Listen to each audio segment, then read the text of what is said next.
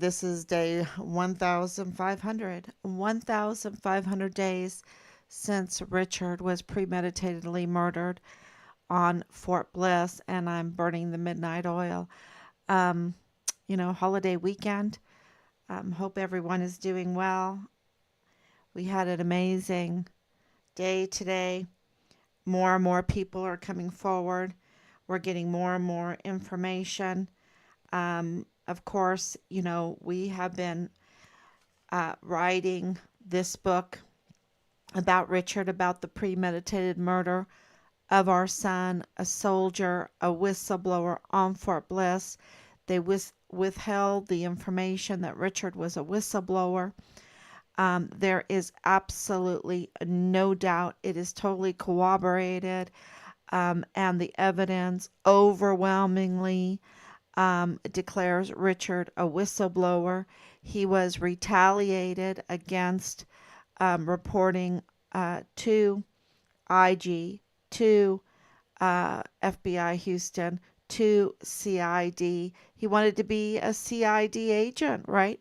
He wanted to be a CID agent. Now, does that fit? The truth fits. The truth fits. Of course, he's going to report um, criminal trafficking, which includes hurting children, trafficking children. Um, was there a lot of trafficking going on there in El Paso on Fort Bliss? Yes, that's the home of the Emergency Intake Center. You have hundreds of thousands of children that are unaccounted for being exploited and trafficked, and they're unaccounted for now. They're unaccounted. See, you know that they're trafficked. You know that they're being exploited because they're unaccounted for. And you're talking about not 100 children, which would be one child is a travesty. Not 100, not 1,000, not 10,000, not 100,000. You're talking about hundreds of thousands of children. And I wish I could go through the numbers, just listing numbers and counting, because I think that we need that to get ourselves to understand the level of criminality that was going on there, is going on there, and everything that backs up that Richard was whistleblowing. We know that Dallas Hart was looking for his child pornography. We know that Leilani Hart, in a notarized FBI affidavit, confessed that there was child pornography in her home. And we know that there was an incest problem, long, decades long incest problem, and even the assault of a minor, of a 7-year-old, in her master bedroom by multiple members of her household that was a dependent of a service member. We know who it is because it's in the affidavit. Um, and she was bragging about this affidavit, and the affidavit was submitted on the 22nd of July 2020. That is very important in the whole timeline. And we're going to start overlaying other events that were happening at the time in El Paso, to present to everybody. It's part of this book. It's part of telling what we know, being transparent, what we know. And it really does show what was going on with Yvonne Rosales, totally in connection to what was going on in Richard's case. It really does give you a much better understanding in how the cases, including the Walmart mass shooting case, are all connected. And and that's what we want to talk about tonight.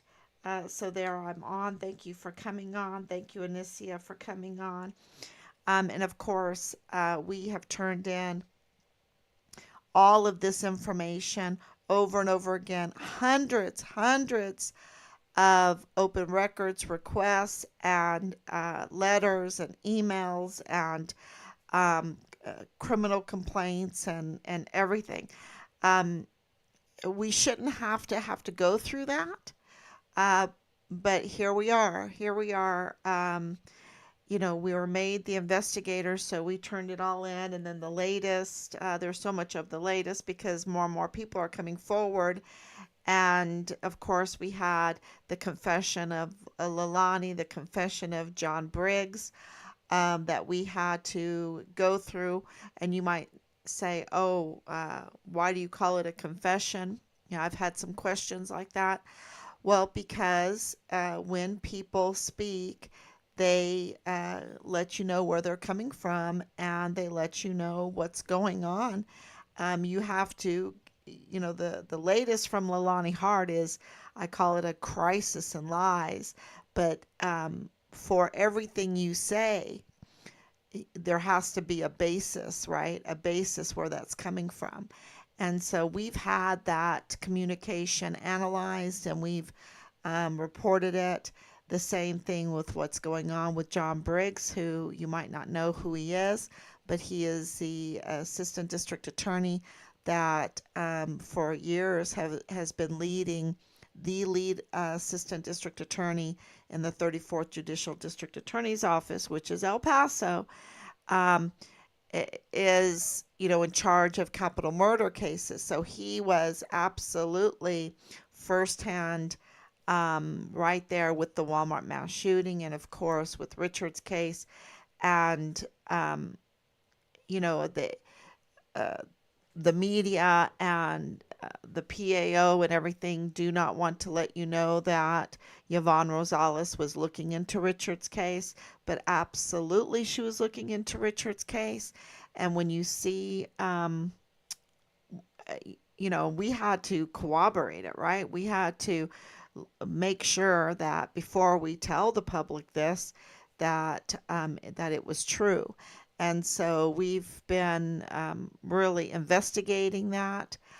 So it was not only um, for her wanting to move and have a court case for the Walmart mass shooting and and uh, get that all out in the open, all the evidence out in the open, have it in the court, right? Not only did she want to do that, and we know for sure she wanted to do that, she just mentioned it and they just went crazy because they do not want this to go into a court where people can listen, right? And get the information. And I'm going to tell you some of my thoughts from what we've discovered and the reasons for that in this live stream. And I wish that I had so much time and I could put up all these pictures and get all that organized. I watch some of these podcasters and they're just so amazing. But uh, they're not having to write letters and letters and letters and open records and file everything and put everything together. So our job has been compounded. And so I'm just very happy to even be able to come on and do these podcasts every day, which are very, very necessary. And maybe I'll, be able to, um, organize some kind of better presentation with some experts because this is where this is going. I hope everybody realizes that this is just getting started. You're talking 4 years in, but because of the declaration of death, which is an admission that Richard was murdered on Fort Bliss, because in order to have a declaration of death, that is a death certificate, you have to have the place where, they had to have something, right? And we know we gave them all this stuff to declare Richard deceased. And in that paperwork, it says Fort Bliss. And so, this is a military installation, and you just can't, just die on a military installation. with all the cameras, with all the security, with all the searches, with all the dogs, with all the whatever, everything, and there's no remains, right? And there's no remains. So absolutely, he was murdered. That's just one little bit of corroborating evidence. We have so much more, and the prime suspects, of course, are Dallas Hart, Leilani Hart, and um, Tavita Nusa, CID agent Tavita Nusa. I would say, you know, there's others. There's others too, but those are the three main prime suspects. And so, that was just a huge beginning. That was uh, a an amazing day. Very painful for us, but an amazing day and the start of now getting accountability. Okay, because they admitted that Richard was murdered on Fort Bliss. No doubt.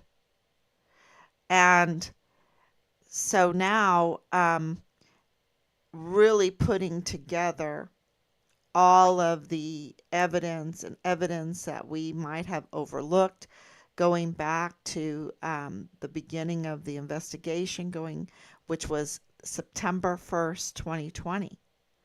And really I think it was the 2nd of September, when, well, the 1st of September, when Jay Pollan got on and gave out his opinions on things, was the day that the investigation started and Richard was officially labeled AWOL, believe it or not.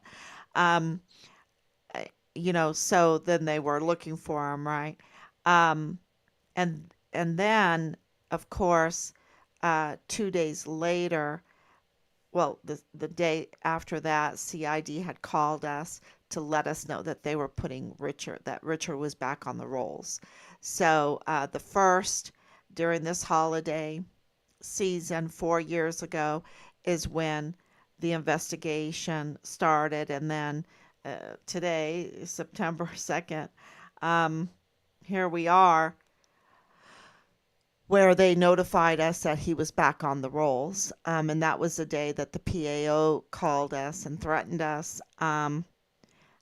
You know, what the PAO, Allie Payne, connected to Nick Nofziger.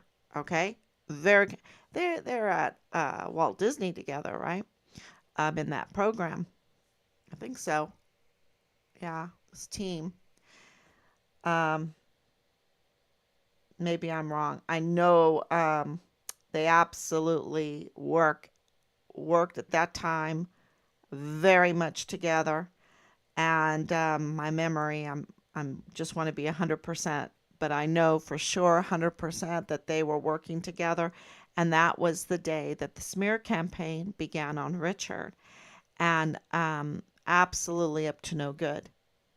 And I remember sharing that conversation with our military friends, and they overwhelmingly agreed she should be fired, with that conversation that we had on the phone.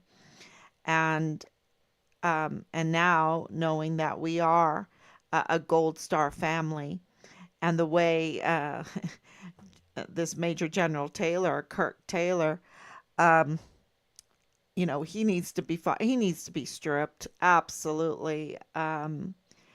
They Richard's case is so big that they don't even know how to conduct themselves. This is the problem. Um, they just don't know how to conduct themselves because it exposes so much, um, so much. And and you can hear it in my voice, I'm sure. Um, and I'm not ignorant to the fact of how big this is. It's an international case. They had 15 plus agencies, um, you know, participating in a dog and pony show, you know, to mislead us and everything. So they were just saving their butts big time. I mean, you're talking about 15 plus agencies coming together for a dog and pony show, out of uniform with no operational order, you know, but you can tell it's, uh, I just would have, well, I should have all of those open records, right? Of all those conversations of how they organized that. Um, but the good news is we do not believe that the order to murder Richard came from Washington, D.C. We believe it was really that criminal network in El Paso. And the reason why we believe that, one of the reasons, or several reasons, was Ted Cruz's letter. I don't think he would have ever written a letter like that, if this was a Washington D.C. hit on Richard. But that's, just that we have to think that way, and that we had to write the CIA, that we had to write repeatedly the FBI, the whole El Paso intelligence community, that, we had to um, acquire FitFam El Paso LLC to be able to confirm uh, the breach in security over and over again. I mean, that's what that's for. It absolutely, we absolutely have that evidence that there is a huge breach in security. And that means that there's dereliction of duty on so many levels, so many levels. So this case is really big, and we're not ignorant to it. We think about the children that have been trafficked. We think about the drugs that are trafficked, the child pornography, of course, the weapons, and of course, the bullets being trafficked. And we know that FBI agent Nadal Baim, now they tell us, oh, he's not an FBI agent. Well, why didn't they arrest him? Why hasn't he been arrested? Because he absolutely presented himself as an FBI agent. That means he's an imposter, right? Then they needed to arrest him and let us know. He wasn't just a nobody. He wasn't just harmless. He is someone really big. And them lying to us and lying to our face and having meetings and lying to us and lying to us again. And we had a specific meeting with the general and the team um, to address. The specific meeting was just to address who was the masked FBI agent, and they knew that we were relentless in investigating who this, harmless, oh, he's nobody, he's just following your Facebook person is. They knew that we were not satisfied with their lies, that we knew that they were lying to us. And we did not realize how big they were lying to us, because Nadal Baim, he is somebody. He's somebody, and he's somebody big.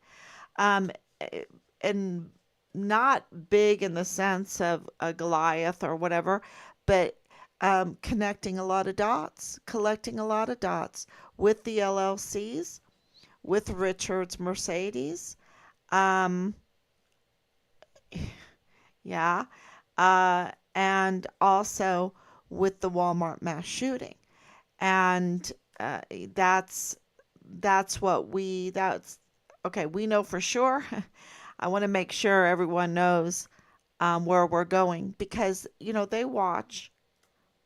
Um, it's those protecting themselves that watch this. And they need to know that we have turned in all of this, right? Um, and that we are getting more and more support. And we know that there is a huge problem with the bullets and the forensics of the bullets at the Walmart mass shooting. We also know that Richard's case came before the Walmart mass shooting case, and that the Walmart mass shooting was orchestrated. And we know that Patrick Crusius did not act alone. We know because of Glendon Oakley Jr.'s whistleblowing. He didn't even know he was whistleblowing. He didn't really official whistleblow, right? He just was talking on CNN to Wolf Blitzer. He was just telling what he saw. He was so sweet. Oh my gosh, he was so sweet and so excited in a, it's like something terrible is happening, but you can save a couple kids. You can be of help. You know, the feeling of being of help in a disaster is is gratifying, right? Instead of just standing by and letting the disaster happen, to be able to help is is is a good feeling that you're not helpless, that you are actually helping.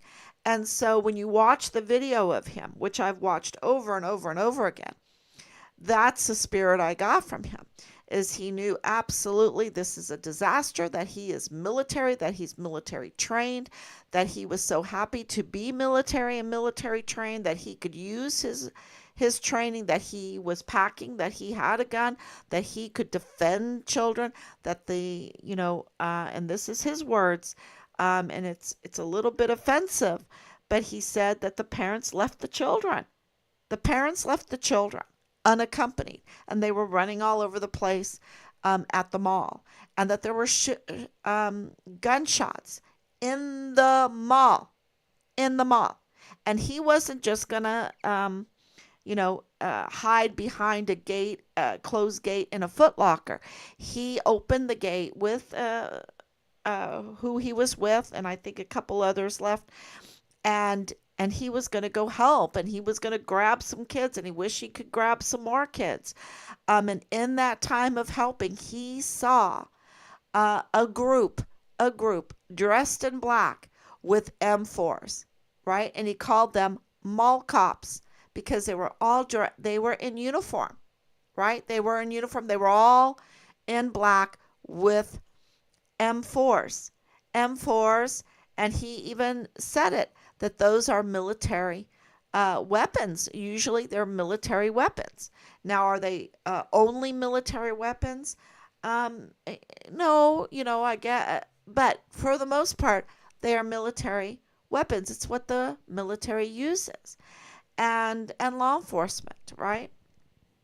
And if I'm wrong, if you know something more, then please let me know. And those weapons require bullets, right? Those weapons require bullets. And those bullets, can be green tip bullets because those are armor piercing bullets, right? They can go through steel. And then you have the brown tip bullets that are not registered. And this is really, really important because to understand forensics, to understand what was used at the Walmart mass shooting would come out in a trial. And for Yvonne Rosales to bring that out in the trial, to analyze, to have that forensics out there, what kind of bullets were used? What type of bullets were found in the remains of the victims, right? What casings were found? What gun did they come from? This is very, very important because more and more people are coming forward. More and more people, you have Jules Tuganon Chan, right, who was an original response team to the Walmart mass shooting. He said that he was there firsthand experience at the Walmart mass shooting.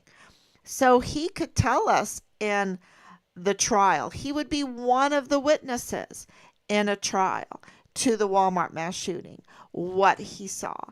And and there are many that are witnesses that could tell us what they saw. And with Jules Tuganon Chan's military history, he knows what brown tip bullets look like. He knows what green tip bullets look like. He knows what M4s look like. He's experienced. So his testimony would be very, very helpful and very important in getting to the bottom of what happened in the Walmart mass shooting. And did Patrick Crucius, operate alone? If he did, where did he get brown tip bullets? Where did he get green tip bullets? If that, depending on what the forensic showed, because more and more people are coming forward and they're saying that the problem that breaks the entire narrative is the bullets. The bullets breaks the narrative, the entire narrative, not just breaks it, but shatters it, shatters the entire false narrative around the Walmart mass shooting. And that would expose Ernest Christopher Grant. We would have to look into him. That would expose his friend Donna. That would expose, others that were up to no good. And where did these bullets come from? And I can't help it. I can't help it from what I know in Richard's case and the absolute experience that we have had to the levels of where they would go to cover up Richard's case, and hiding the fact that Nadal Baim, the FBI man that walked into the Walmart, no, the Dollar General, sorry, whoo, that was a slip. That was a slip. That Nadal Baim, the FBI man that walked into the Dollar General and told the cashier on camera, CCTV camera, we have it all, that Richard, she could take down the flyers, which means when you order someone to take down the flyers, and you say that you're FBI, so that means he is ordering her because he is giving her authority. He's saying, I have authority. I'm an FBI agent, and you need to take down those flyers, right? And she's like, what do you mean? Is he found? And he goes, yes, the FBI has found Richard. And, I'm making this a long story short, and because he goes on and tells more, and he's using his hands because, he's Palestinian. And so they talk a lot with their hands. I've been to Israel, and I know they talk a lot with their hands. But that's confirmed. That's confirmed. And so he goes on to tell her that that Richard remains have been found in Mexico.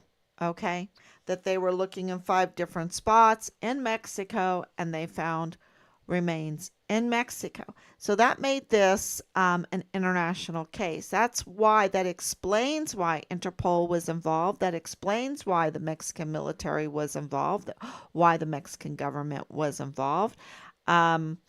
It explains so many things why 15 plus agencies, the Department of State, um, was involved, liaison, the DHS liaison to the Department of State was involved. The whole search, which was confirmed that the search was going on there by the Department of State, by multiple people in the Department of State. That's all been confirmed. And so you have Nadal Baim, um, declaring that the search is over with authority. And then he orders her to be silent about what he had just declared, the information he had just given. Why? Why is that a secret? And then, of course, we were lied to about, and who he was kept from us, which was egregious and a dereliction of duty. That was Lieutenant General Sean Bernabe. He needs to be stripped from his uniform, stripped from his stars, the CID, there. And I know that they were tampering with the files, that they were sanitizing Richard's file. And that's indication that they're trying to work locally with their criminal network, their established criminal network. And Nadal Baim is connected. Of course, he worked right behind the Dollar General where Blue Party Hall is, Blue Party Hall and Western Frontier Trading. And there's a lot of warehouses back there. You know, it is an interesting location. And so it's right behind where that Dollar General is. And Western Frontier Trading, is provides um, military stuff, including bullets, to law enforcement and the military. And, you know, so that's been confirmed. I know. You have to take a deep breath. You have to, like go outside and scream sometimes. Um, Not that I've done that. I haven't done that. Maybe I should try doing that. Going up on a mountain and just yodeling a little bit. Now I know why they yodel. Why, with my history, my German history, all of that. Anyway, maybe I should do. Maybe you'd feel better. Maybe I'd feel better with this kind of information coming out. But I don't think it is something that we can overlook. It needed to be investigated. Where, that's why that Walmart mass shooting case needs to uh, come out and into the court, and let's look at the information, because look at the forensics, look at the bullets. Where If Patrick Crucius had brown tip bullets and green tip bullets, which you know we're being told is the real problem with the Walmart case, a main problem. I mean, I think I know lots of problems with the Walmart case, but that really shatters the whole narrative, because where would someone like Patrick Crucius, that is has a severe mental condition, where would he get those kind of bullets, right? Someone would have to provide him with those arms and with those bullets. And then, the training of it, because he's wearing the earmuffs and everything, um, and that is indicative of someone that has autism, because loud noises, autistic individuals, it's uh, loud noises really disturb them, and so you have to be very sensitive to their hearing. Um, yeah, and of course we know that the whole narrative of him being a white supremacist has already been shattered. It was shattered that day. And the news, the news lied. The news was weaponizing the Walmart mass shooting, the terrible killings there, and weaponizing it with a false narrative for political reasons to affect an election. And would they do that? Absolutely. Look what they're doing now. Look what they've done. Look what they did in Yvonne Rosales' case. They absolutely are always working politically. And they absolutely took advantage of the crisis, and they put a false narrative. The question is, who wrote the manifesto? We need to have that forensics information out there. But I think the people, and I'm so disappointed with the press, because even some journalists that you think are ethical have been running still to this day with this white supremacist, that Patrick Crusius hated Hispanic people and was out to kill them. And what the damage that Ernest Christopher Grant put out there with his fake narrative, that the El Paso Police Department said was fake, and the whole thing was fake. I shouldn't say the whole thing. Who knows what's real in that? But the narrative that it was all about a white supremacist is absolutely fake, because what the whole soda bottle thing, I can talk about that because, uh, that's not vile and vulgar. What he did is vile and vulgar because he said he threw soda bottles at Patrick Crusius, right, to stop him from, the point blank allegations, false allegations that that he was putting out there. And how do we know that those allegations against Patrick Crusius were false? And it was because when Patrick Crusius went up to the Hispanic law enforcement officer to surrender in a very kind way, right? In a very kind way. He wasn't, pointing a gun at him or anything like that. He didn't fight him or anything like that. He was very gentle, matter of fact. And when he did that, minutes later after this so-called mass shooting, which absolutely was a mass shooting, but the narrative has been shattered because Patrick Crusius had no blood on him. There was no blood on him. He surrendered and he didn't have blood on him. And am I allowed to say that? I should say the red stuff. The red stuff of life, right? The life is in the blood, right? Um, his shoes were sparkling white. The soles of his shoes sparkling white. So what Ernest Christopher Grant did, was absolutely, totally criminal. Totally criminal. And he, of course, was arrested, but because he had warrants out for his arrest, not for that, for other criminal activity. And those that put out that warrant didn't even want to extradite him out of the White House, because he was arrested by the Secret Service.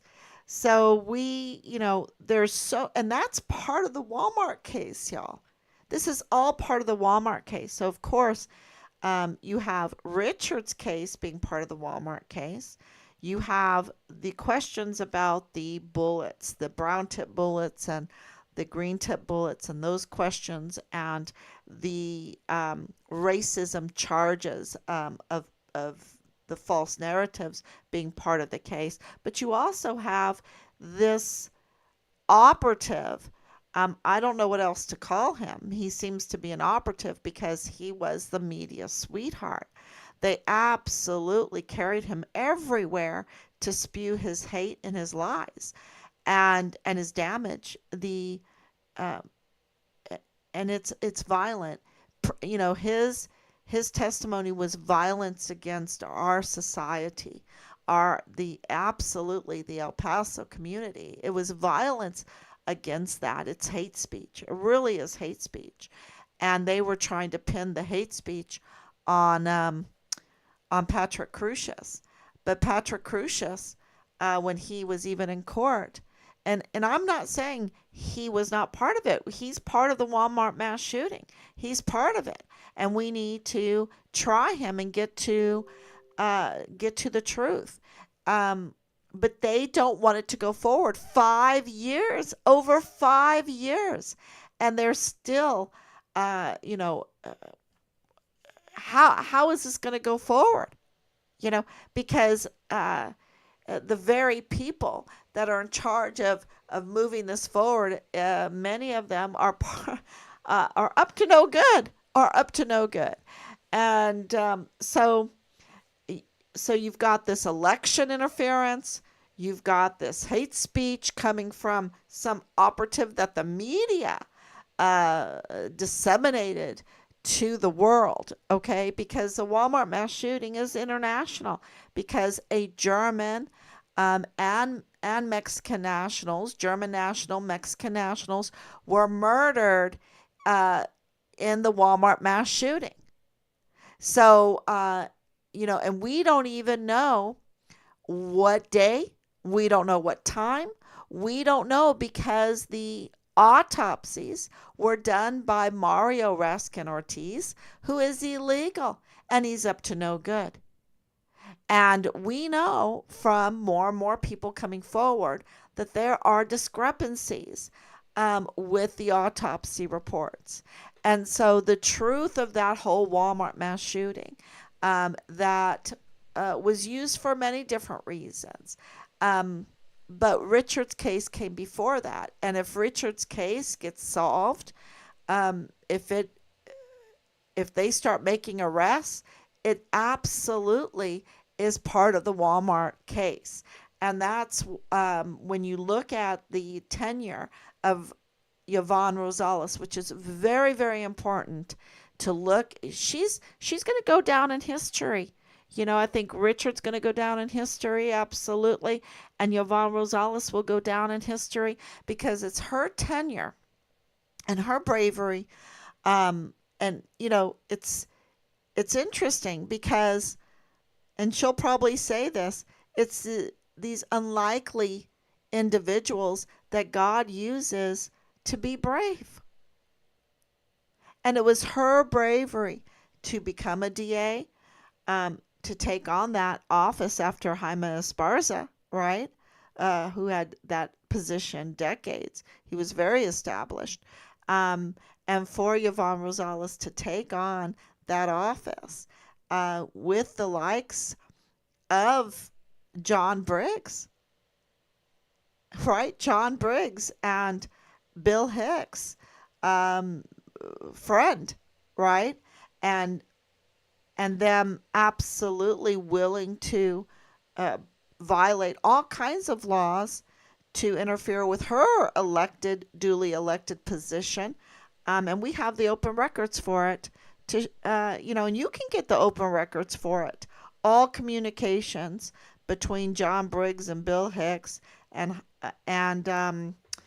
Justin Underwood and Bob Moore and also Omar Carmona. So you can go ahead and ask for those open records. They work for you. They work for you. And what that shows is that they were scheming. They were scheming to take her down. Why? One, she was looking into Richard's case. Two, she wanted the Walmart mass shooting to be brought to trial.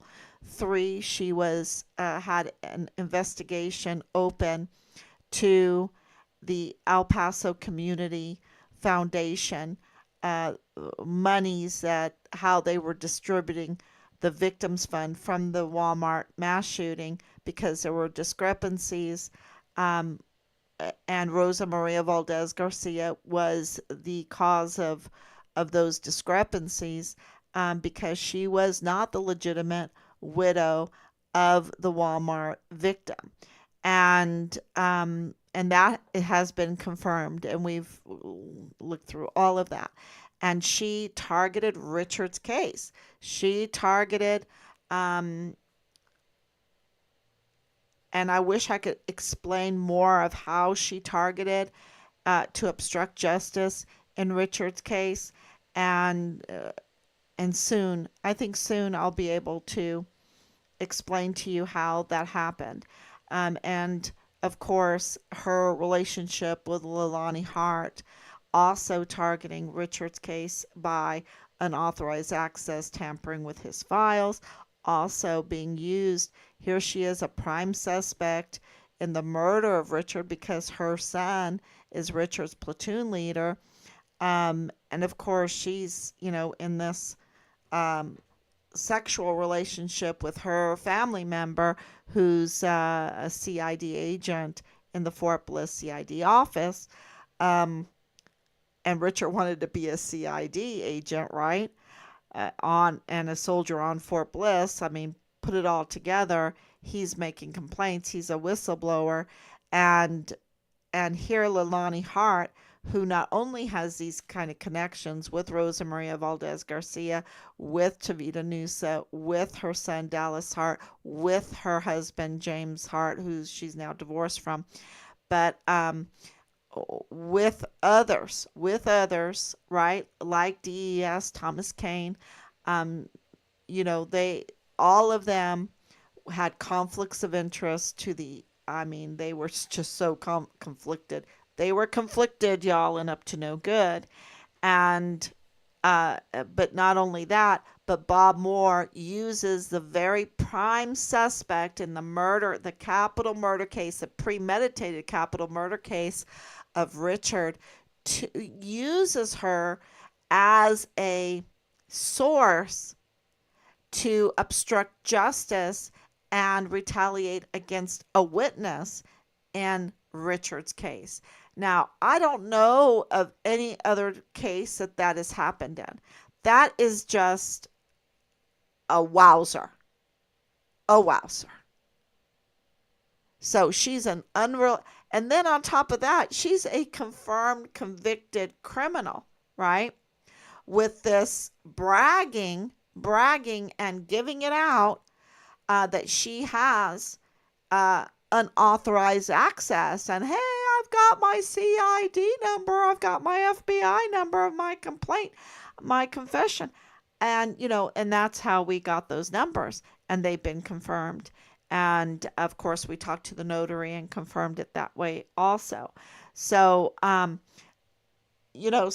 so we have all this information, and then we have the Mercedes, right? The Mercedes from New Mexico.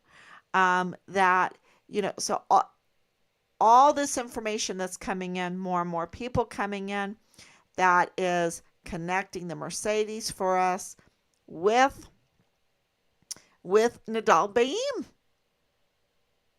And then we have the LLCs that connect it all together even more. And this is not a coincidence then, right? This is not a coincidence. And then, of course, we have, could Richard be talking about them when it comes to the trafficking? And does Leilani Hart have a relationship with Clem Coward, right? Does she have a relationship with Major General Clem Coward? Because, see, from our military standpoint, which we didn't have much experience ever on the law enforcement side, the DA side, the El Paso Police Department, all those other agencies, we didn't have much experience with that. we have clean records, right? We have clean records. We don't have experience with that. And but we do have experience with the military side. And with the military, and this is why, I can absolutely tell you that the generals, especially involved in with us and in our son's case, um, have committed crimes so big and they have conflicts of interest so big that they should not be able. I mean, they need to be arrested, right? They need to be arrested, um, and that's what I'm so sure about, that I'll come on a live stream and say it, because you can't have a soldier killed on Fort Bliss unalived, right? Unalived and no body. Um, you can't have hundreds of thousands of children going through your base and then end up and they're unaccounted for, right? So they're unaccompanied coming on, which they're so vulnerable. That's such the most vulnerable people. They are totally vulnerable. And they're unaccounted for?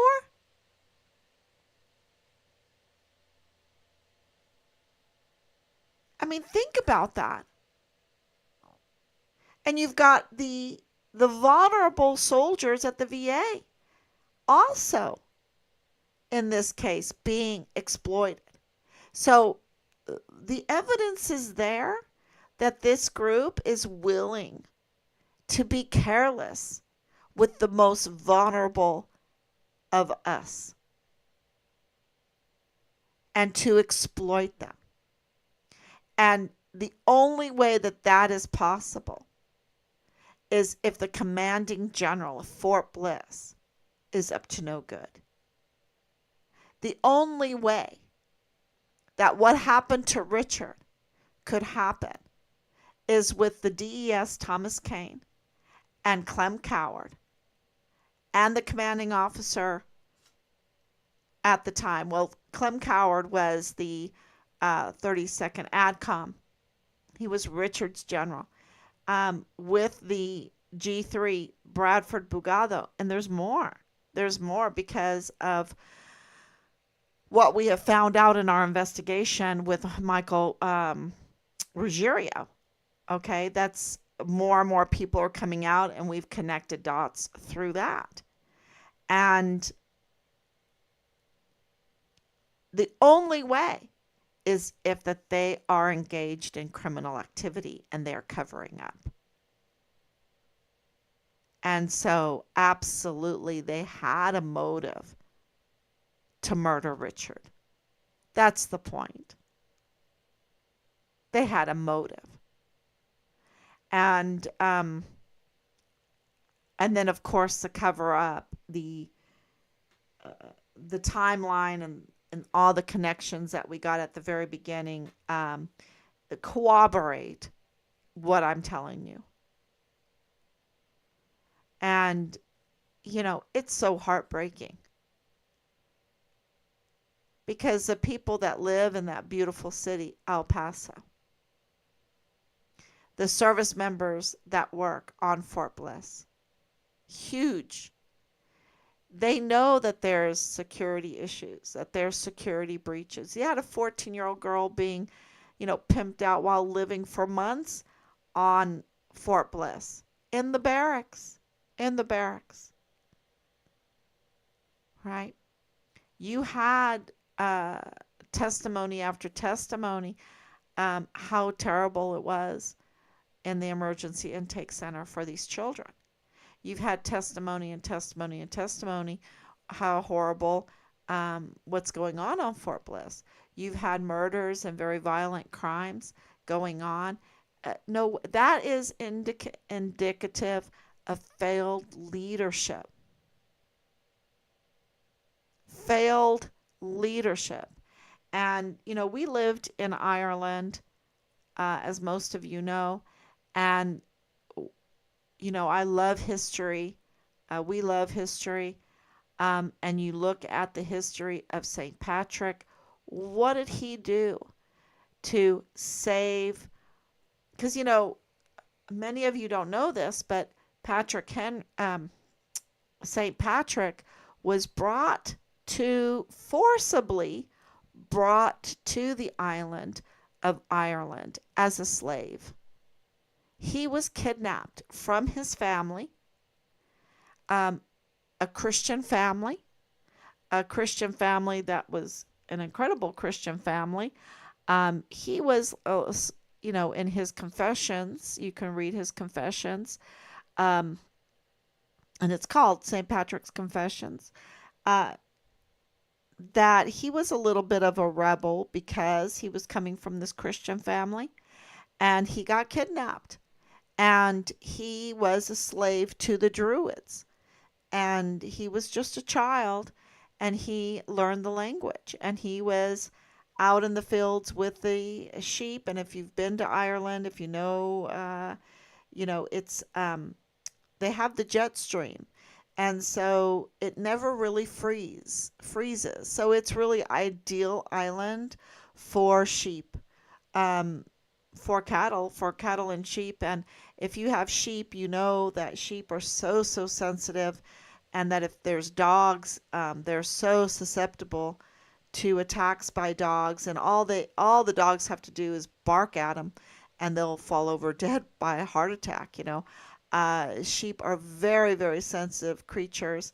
Numerous times I would come to our property, and I'd have to call, my cousin and say, "Oh my gosh, the dogs were here and got dead sheep." Um, it's a real problem, and uh, for St. Patrick to sit, and be a shepherd, absolutely, we got the whole understanding of, um, and we, to be honest with you, we were kind of a shepherd with our cousin, because when he had cattle also, um, and it's such hard work, right? It's such hard work to be a farmer today. And, so we would keep an eye out on the cattle and the sheep around our property. Um, always looking out and counting them, and, calling them right away if there was a problem. So, they just need looking after. And for St. Patrick to do that, um, to be a slave, and escaped, went back home, realized the value of his faith, um, and garnered great faith. So much faith, he became a bishop, and he took his nephew, St. Mel, and went back to Ireland. And you might not know this, but in Longford, County Longford, where we lived, there is a cathedral called St. Mel's, and that cathedral was where Mel Gibson's mother attended, and that's why Mel Gibson, even though he didn't really live there, he's Australian, because a lot of Irish go to Australia. Um, he is named after St. Mel. St. Mel, the nephew of St. Patrick. And the point that I want to make is the reason why they went back was to go directly to the leadership, the Druid leadership, which was another, we lived right in the backyard. I could see it from my kitchen window, from Arda Mountain. And you can look it up, on the map, Longford County, Arda Mountain. And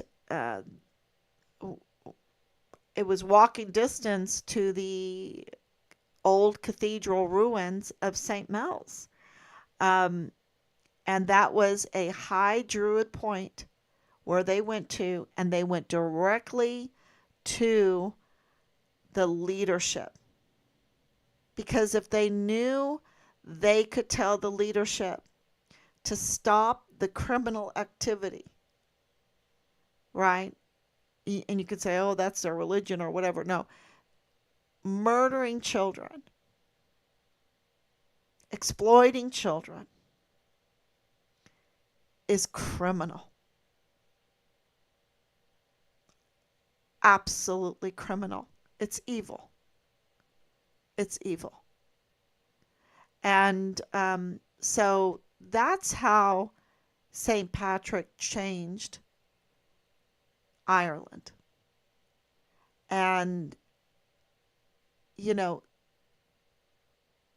our church has a a big part of our church is in Ecuador. And these are the mountain people of Ecuador.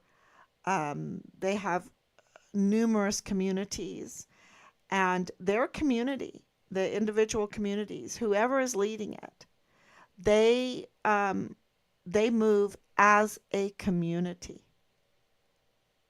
as the leader says. So leaders are so important. And why do we even have these generals that we give everything to? If they are just going to contribute, participate, allow the criminal activity on our beautiful military installations and allow them to go to ruin and harm our soldiers and harm the community around the military installation. And that's my point. We need to go to the leadership. We need to go to Bill Hicks. We need to go to Jaime Esparza. We need to go to the judges. We need to go to the generals. And we need to call them out because it's the leadership. Whether they can go and arrest any of these small participants doing very bad things, but if they're not getting tried, if Patrick Crucius is just allowed to sit in isolation for 5 years and there's no trial, if these criminals are making plea deals and there's no trial, then there's no criminal justice system in El Paso, and that's why the crime gets worse and worse, and they, can operate with impunity. And here you have gangs coming in, and in Aurora, Colorado, we were talking about that today because we have some people that have family members there that they're, taking over whole apartment complexes, and when they come in, they just exploit, they just harm, and they will forcibly make you go along with whatever they're doing. That's slavery. That's slavery. And to try to take over school buses and, just do their criminal activity with impunity. That's a huge problem. So a couple days ago, when we got the communication from General Taylor, it was so upsetting. He is so not supposed to be there. He has to be absolutely removed very quickly. He, all these generals, they are not up to the task. They are failed leaders. Failed. They're not even leaders because he doesn't even have an understanding of how to even introduce himself. And what kind of case this is. It's like he's cowering behind the criminal. Whatever you say, criminal, whatever you say. If and our son's remains were last seen on Fort Bliss. That's where they were last. He can't even introduce himself properly. I mean, if I put up that communication, it is so embarrassing to the war college, to our broader military leadership. It is to our diplomacy. It is so embarrassing, and it's criminal. And he can't. How can he get stars? How can the Senate Arms Committee give such a man leadership authority? And and I know, okay, you can say, oh, it's nepotism, oh, it's all the corruption, it's all the, that they're, uh, you know, absolutely. So we have a lot to address, a lot to address. And nothing is too big for God. We had a great sermon today, and it was about um, the lepers, the 10 lepers that Jesus said to them, go to your priests so that you will be healed. And on the way that the lepers went to the priest, before they even got there, they were healed. And the one leper, seeing that he was healed, ran back to Jesus to fall down on his knees and give his thanks, saying, thank you so much. And he goes, I thought you were 10 of you. Why are you alone? Right? And he goes, go in peace. Your faith has healed you. Your faith has healed you. And so our sermon was on that theme of how can that be? My faith has healed me. Your faith can heal you. The leper's faith healed the leper. It wasn't Jesus. I mean, and so our priest was going through all of these verses and saying, hey, can we even understand this? That Jesus always says, go, your faith has healed you. So what does this mean? And, I don't want to go into this long sermon, but it means we must hold on to our faith. We must walk forward in our faith. Our faith in who? Our faith, and in my situation, my faith is in Jesus Christ, the King of Kings, the Lord of Lords. So I have to walk in that faith, meaning his will be done, not my will be done. And that faith has power. Has power.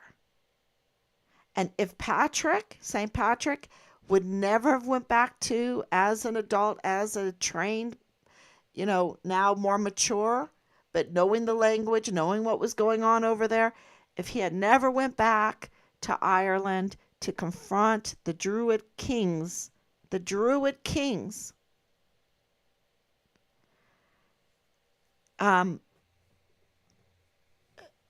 think about that.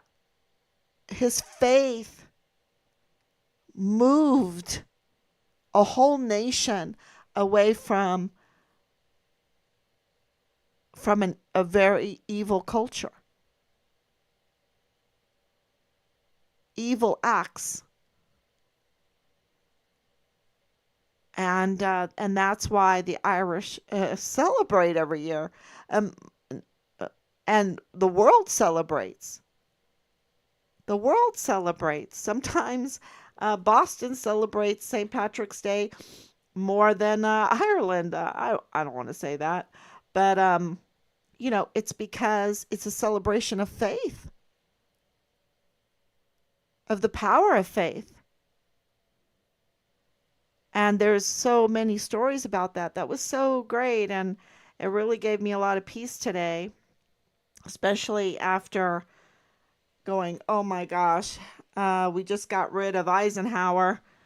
Oh, I didn't get rid of Eisenhower, but Eisenhower moved on. And we're like hoping, we had to deal with Bernabe. deal with these terrible, terrible criminal generals. And now we get a general that at least Eisenhower knew how to introduce himself. At least Sean Bernabe had some kind of diplomacy, even though they're very evil. But now we hit rock bottom with this guy, I'm afraid.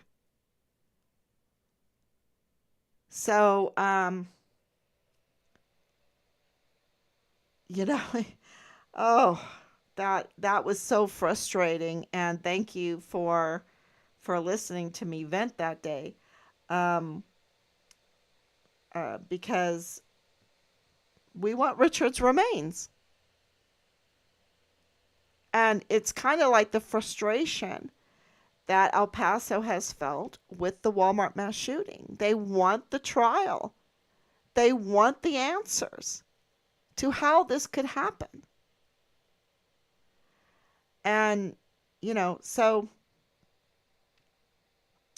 I can tell you this that one or the other will expose so much because they're totally connected.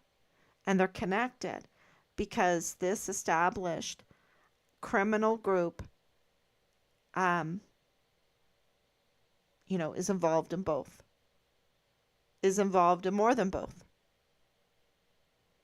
And for El Paso to free itself from the chains of this criminal group, um, exploiting and the Fort Bliss and El Paso and the criminal justice system there and the politics there. Really pray that Yvonne Rosales comes back. Her time is getting so short. She needs to make her move now. But I also did, through all the people coming forward, more and more, they absolutely have said there is something very weird going on in El Paso because Attorney Montoya and Bill Hicks are not even campaigning. They're like, it's just really, really eerie what's going on. So if you can corroborate that, um, but that's the information that we're getting. It's just not like a normal election cycle. They're not really campaigning. So, because Bill Hicks is a usurper, and Montoya knows that because we wrote him. We wrote him and we sent him all of the evidence that Bill Hicks is a usurper of the 34th Judicial District Attorney's Office. And, you have to say it 3 or 4 times, but you have to say it over and over again because he is. And I was asked, what is a usurper? It's someone that unlawfully takes this office without legal authority. And he has no legal authority, and that's why the DA's office is in the state it is in. Um, reading through what the media was trying to frame Yvonne Rosales for, 25% down, and there are attorneys in the office, and everything's going to be gummed up or whatever. Well, Bill Hicks is, I think he's only working at 50%, if that, at that, and then he's working with no authority, and that's even worse. So talk about a gummed up. He's really totally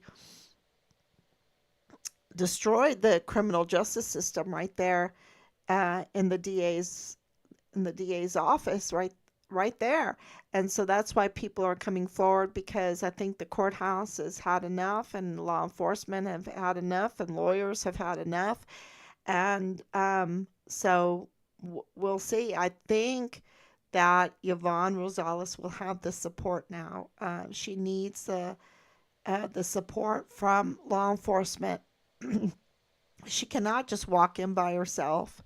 She needs the support, because that the media is not going to be um, for her. And that's a real problem. So even trying to do what's right, because she's the holdover candidate, she is the legitimate district attorney for El Paso right now. And and the media is not even doing their job. Um, they're not doing their job.